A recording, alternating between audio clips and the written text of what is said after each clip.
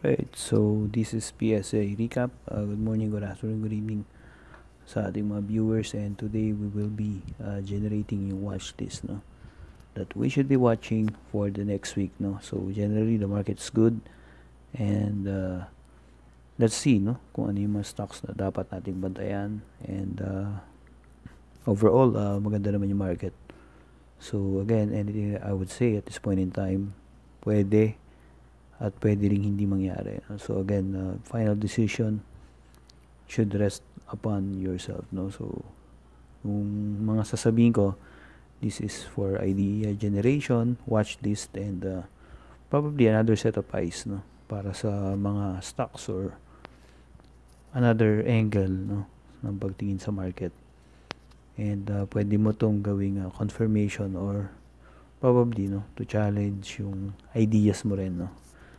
So sa market naman kasi, I will probably be bullish on some stock, and ikaw naman ang thinking mo pababa naman, no, and vice versa. Right, so again, before we start, let's now proceed yung ating quick word muna, no. So I think one of the hallmarks ng great traders is how balanced, no, pagdating sila sa kanilang buhay, no. And one of the things, no, or pillars ng traders is yung sa relationship.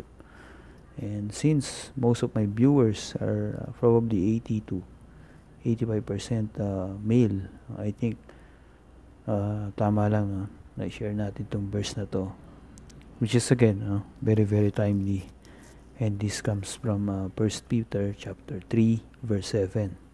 Right, likewise ye husbands, dwell with them according to the knowledge, giving honor unto the wife as to the weaker vessel, and as being heirs together of the grace of life, that your prayers be not hindered. So there are few verses in the Bible that talks about yung prayers being hindered, and this is one of them, no.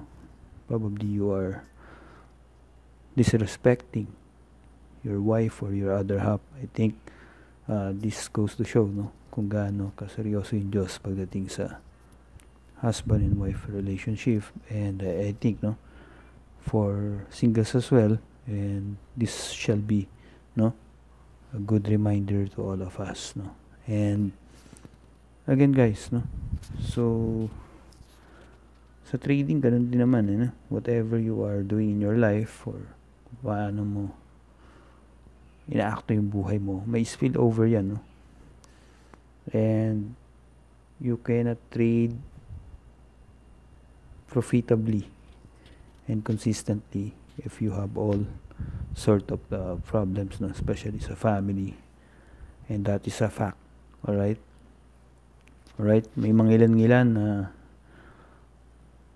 pwedeng makalusot, but generally speaking, ganun at ganun yung mangyayari. So again, honor, no, ibig sabihin yan is to give importance, no, great respect. Alright, so again guys, I want you to read your Bible. Maraming advice, no, hindi lang tungkol sa buhay spiritual, kundi yung mga practical advices, no, katulad nito, talks about relationship and yung husband and wife. Right, so hope you learn something, no. Napakaseryoso. Pray mo yung prayers will be hindered, no. Sabi madedelay or mabablock.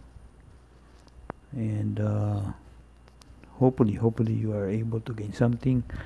And let's now proceed, no, sa ating watch list, no.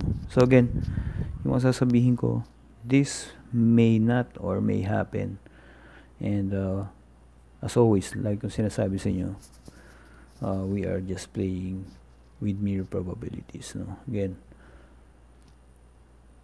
for this one, okay, mabilis lang tayo, no. For this one, right, we have yung pen volume confirmation, we have, no. So last Friday, maganda yung volume spike niya, and the price also confirms. And makikita natin, no, nag-pop out na siya sa kanyang Darvas box, no, and I think, no, this is one of the good candidates for this week to play out, no. We're currently looking at 150 as the resistance, no. I think once we get 140, ito na talaga yung the next logical resistance would be 150, right? So again, pop out of the box, and we have yung volume confirmation. The market is doing good as well, and I think you should heavily watch etong pen, or consider itong pen sa inyong mga probable plays na gagawin this week, no? Right, so again, FINMA Energy, think dito kakanda gulo-gulo, no? Especially nagbigay siya ng negative earnings, and nagtaka sila kung bakit biglang tumaas, no? You have to understand, the news is already 3 days late or 2 days late, and if you're going to watch yung candles nito in the last 3 days, hindi naman siya bumaba. So ibig sabihin, yung mga insiders and yung mga nasa loob ng pen, alam na nila yung report na yan na dadating, and they have already taken into consideration yung fact na yan, no? So again, counterintuitive sa lahat ng thinking ng mga baguhan, while they are selling, yung mga institution and yung mga probably, no, yung may mga alam sa FEN, nagbilihan naman sila last Friday. So again, is one of the few setups na talagang kumbaga sa napakaganda, because if ever magkaroon man ng failure, babalik lang siya sa Darvas box.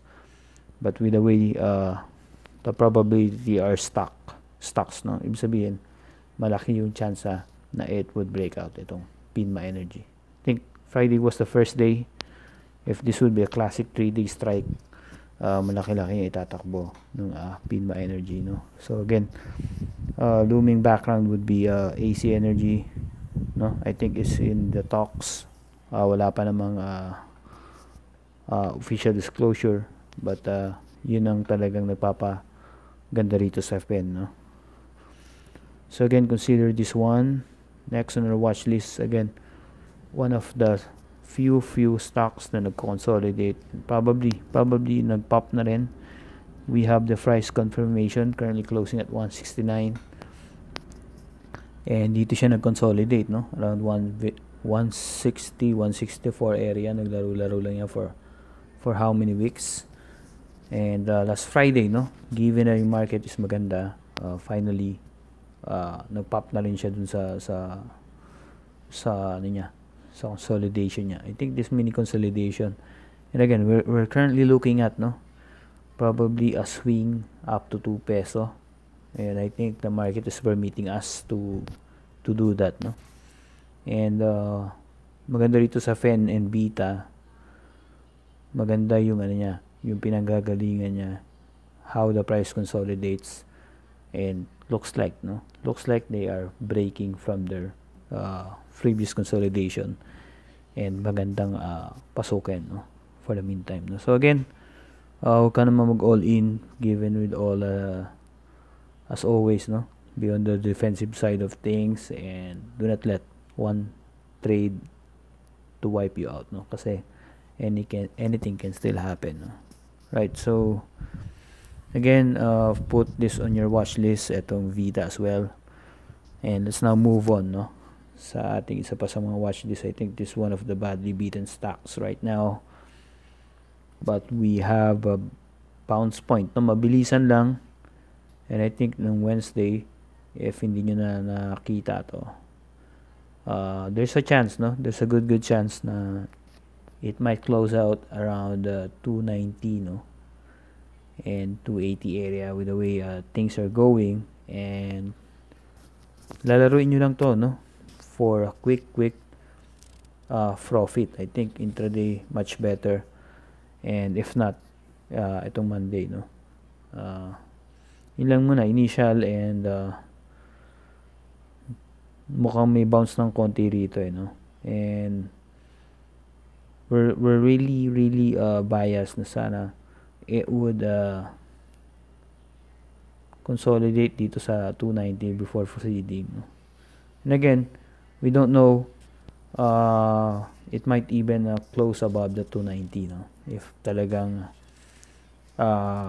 mabigyan ng maganda-gandang condition ng market, no? Or yung index pataas, especially yung mga nagba-buy up dito, mas lalong tatapang yan. So again, now it's just kung mas maganda i-intraday nyo to, much better para kung sakali na mag-reverse, makakatlos agad kayo. So again, that's our take for now. Isang mabilisan lang na swing. Right. Again, no, DMW, tagal na sa ano natin to. Sa ating radar. Finally, near its 52-week high. And almost, no. It's not very clean cap pattern, no. Medyo may ganun dito, but from this point on, we might just want to see yung handle, no, mabuo or ibababa ng konti rito, and then finally goes up, no. The best talaga doon is maghintay ka, no, dito sa area na to. But if not, kung magaling ka sa pullback talaga, yung pinaka sa ilalim ng handle, maganda rin, no, na mag-abang ka doon. So again, right now, bibili ka ba? Definitely not. Tignan mo muna kung how it would form or react dito sa current 52-week high niya. Again, DM Wenceslao, put this on your watch list, no? So maganda yung action dito sa DMW. So again, sa mga stocks that we are currently seeing na may magkakaroon ng continuation, no? With the way the price is forming dito sa area na to. Hindi na halos nag-pullback. And I think we might see this on the 230, 140 area, no? For a quick swing. Sa tel, no? Medyo heavily battered because of the decreased earnings, but I think medyo nasobrahan naman yata. Right, so for a quick swing dun sa 230, 240. And maganda rito sa PLDT, since this is an index name, blue chips, medyo pwede mong bigatan, no? Bigatan yung laro mo dito, and nahuli naman natin to, no? Yung pinaka bottom niya, near bottom, nakita na natin to. So again, I think one of the few names, no, sa bottom na may chance na mag-play out pa rin or magkaroon ng continuation itong TEL. Right, so again, one of the leading stocks, but currently hindi maganda yung yung kanyang formation. I think they're going to do the kill, no? They're probably going to force this one to 14 or above 14, and right now, bibili ka ba sa 15 area? 15.9. I think medyo mag-isip-isip ka, no? It's looking topish for me, and mas maganda na, no, na mag-bang dito around sa support area, no. So FDC, if you're going to play it a long game, I think maganda rin naman yung hinaharap nitong FDC. But if you're just going to do an intraday or swing, this might be the bad timing for you, no? Kasi mukhang pababa. Goes up, small candle, and then biglang pababa, no? So I think this is going to be the kill. They are going to force this one pababa, no? Fable pours out yung mga matataas ng average para mag-sell out sila. So be very careful dito sa FDC. Again, if you're still bullish dito sa FDC, probably yung allocation mo, no, medyo kumbaga sa think defensively dito sa FDC. And I think this one of the few names, no, na may talagang fundamental drivers, again because of the importation of tax. CHP, no? Currently it's 280. I think the market is allowing us to at least swing this CHP to at least 3 pesos, no?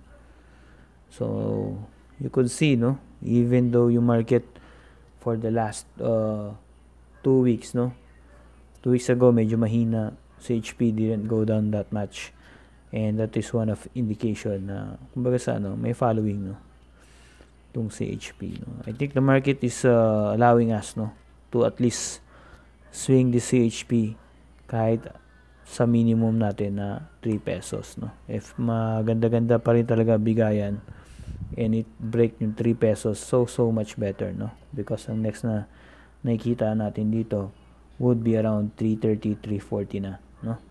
So again, be very careful dito sa CHP. The risk to reward is not there, but sa nakita natin, no, for the past 2 weeks, maganda yung pinapakita ng CHP, no. And yung liquidity, meron siyang liquidity, no, even on the days that our market is red or weak, nandoon pa rin naman yung liquidity ng CHP, no. So again, yun yung ating quick recap or mga watch list. Again, the final buying and selling, nasa sa inyo pa rin yan, no. So again, take everything that you hear with a grain of salt, and yung buying decision sa inyo pa rin manggagaling. Again, maraming salamat sa panonood. This is PSEi Recap.